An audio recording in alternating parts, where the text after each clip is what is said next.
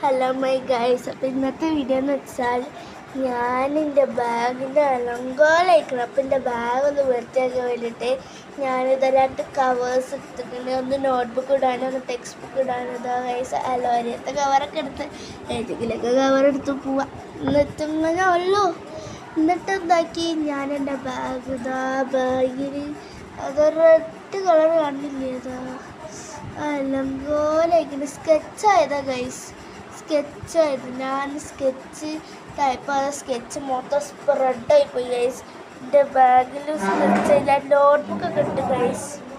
Notebook ഒരു പച്ച കവറിലിട്ടിട്ട് ഞാൻ എന്താക്കി പോയിട്ട് ടെക്സ്റ്റ് ബുക്ക് ഇട്ടതാട്ടോ ഗൈസ്.